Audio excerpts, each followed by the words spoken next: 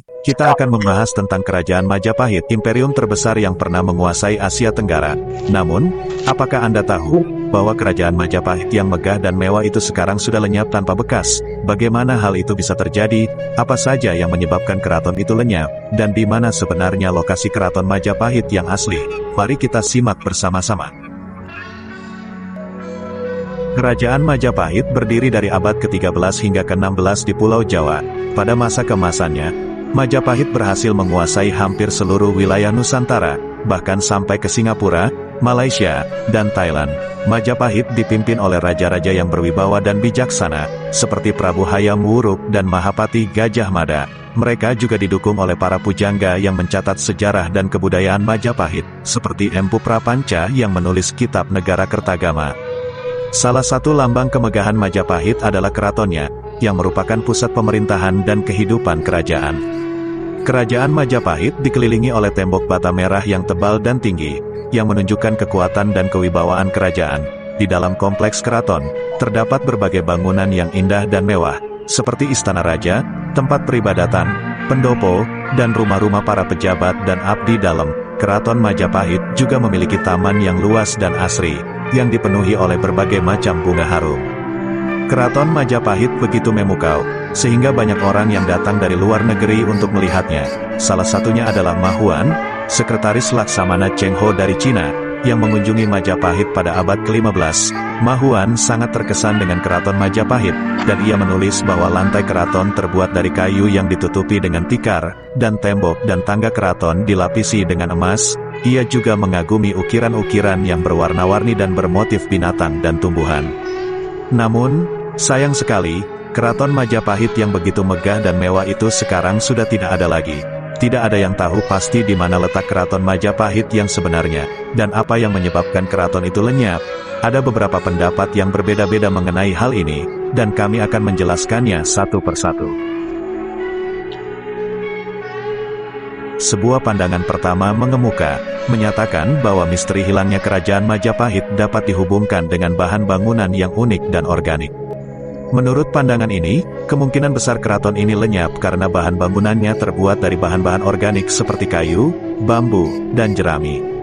Keunikan bahan-bahan ini, sementara memberikan kehangatan estetika alami, juga menjadi akhir bagi keberlanjutan keraton. Kayu dan bambu, meskipun memancarkan keindahan alam, rentan terhadap pengaruh cuaca dan waktu yang tak terelakkan. Mereka cenderung mudah lapuk dan rusak, tidak mampu menahan ujian panjangnya waktu seperti candi-candi yang terbuat dari batu.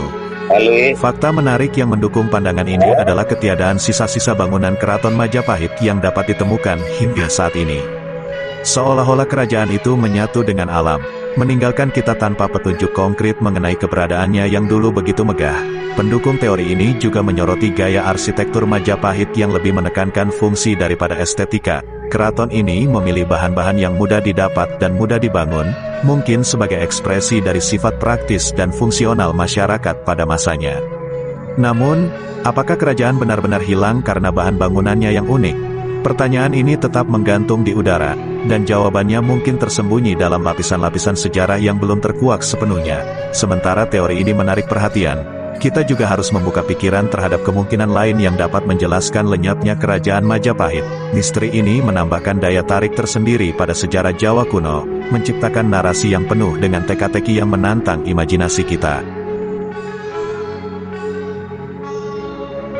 Dan satu pandangan menarik lainnya menyuguhkan elemen-elemen bencana alam sebagai penyebab lenyapnya kerajaan megah ini. Apakah bencana alam, seperti letusan gunung berapi atau banjir lumpur, mungkin menjadi dalang di balik hilangnya jejak sejarah ini?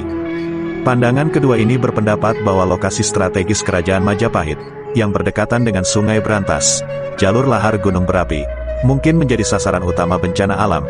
Jika letusan gunung berapi terjadi, kemungkinan besar abu dan lumpur yang meluap bisa menyelimuti Kerajaan Majapahit, menguburnya dalam lapisan waktu dan memberi petunjuk mengenai keberadaannya yang hilang. Bukti-bukti yang mendukung teori ini juga dapat ditemukan di daerah Trowulan, yang diyakini sebagai lokasi asli Kerajaan Majapahit. Benda-benda kuno yang terkubur di dalam tanah di daerah ini menambah teka-teki, seolah-olah mereka adalah saksi bisu dari masa lalu yang mendramatisir hilangnya keraton tersebut. Keterkuburan benda-benda bersejarah ini mungkin mencerminkan dampak langsung dari bencana alam yang melanda.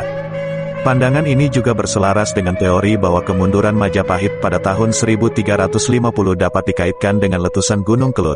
Letusan ini diyakini menyebabkan kerusakan lingkungan dan krisis pangan, memaksa masyarakat Majapahit untuk beradaptasi dan mungkin meninggalkan situs-situs bersejarah mereka. Sejauh apa pandangan ini dapat mengungkap misteri hilangnya kerajaan Majapahit, masih menjadi tanda tanya besar. Namun, menggali lebih dalam ke dalam lumpur dan abu masa lalu mungkin membawa kita lebih dekat pada pemahaman tentang nasib keraton yang pernah menyimpan begitu banyak kejayaan dan kebesaran pada zamannya. Pendapat ketiga ini menggambarkan keraton megah itu sebagai korban keguncangan politik dan invasi dari kerajaan lain, merangkum sejarah yang penuh intrik dan perjuangan kekuasaan. Pandangan ini mengambil dasar dari sumber-sumber sejarah, terutama Babat Tanah Jawa, yang mencatat peristiwa dramatis di abad ke-15.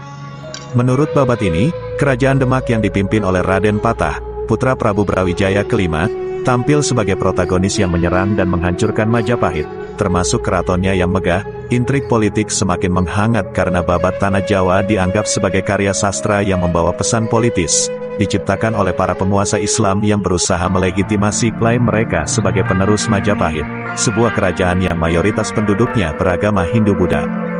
Fakta bahwa beberapa candi di daerah Trowulan ditemukan rusak akibat perang menjadi petunjuk yang mendukung teori ini. Dinding-dinding candi yang retak dan patah menjadi saksi bisu dari kekerasan yang mungkin terjadi pada masa itu. Sejarah ini, bagai pementasan dramatis, membawa kita ke dalam dunia intrik politik, ambisi kekuasaan, dan konflik yang menghancurkan. Lenyapnya Keraton Majapahit tidak sekadar kejadian alam atau pilihan arsitektural, tetapi melibatkan permainan kekuatan dan klaim politik yang menjadi elemen kunci dalam kisah sejarah Nusantara. Pendapat ini muncul dari pernyataan Atmo Darminto, seorang ahli sejarah, yang menggambarkan Girindrawardana sebagai tokoh yang berhasil mengalahkan Majapahit, menjadikannya penguasa yang sah. Keberhasilan Girindrawardana memicu tanggapan dari kerajaan Demak yang kemudian menyerang Majapahit dengan tujuan menumbangkan Girindrawardana, yang dianggap sebagai penguasa yang tidak sah. Kompleksitas situasi ini semakin terungkap lewat prasasti-prasasti kuno yang menyebut nama Girindrawardana sebagai Raja Majapahit, menciptakan jejak sejarah yang syarat dengan ketegangan politik. Dalam pandangan ini, lenyapnya Keraton Majapahit mencerminkan dinamika politik yang kental pada masa itu, di mana pergantian kekuasaan seringkali dipicu oleh persaingan antar kerajaan. Pertarungan sengit dan serangan militer menjadi puncak dramatis dalam kisah ini, memperlihatkan bahwa kekuasaan di Nusantara tidak hanya dipertahankan melalui diplomasi, tetapi juga oleh keberanian para pemimpin militer yang mengejar ambisi dan tujuan politik. Dengan menggali lebih dalam, kita menemukan kisah yang tak hanya tentang kehancuran fisik, tetapi juga pergeseran kekuasaan dan pergulatan politik yang membangun narasi sejarah yang penuh dengan ketidakpastian dan keberanian. Teori ini merujuk pada catatan laporan pemerintah kolonial Belanda, yang mengungkapkan bahwa banyak benda berharga dari Majapahit dijarah dan dijual oleh penjajah pada masa itu.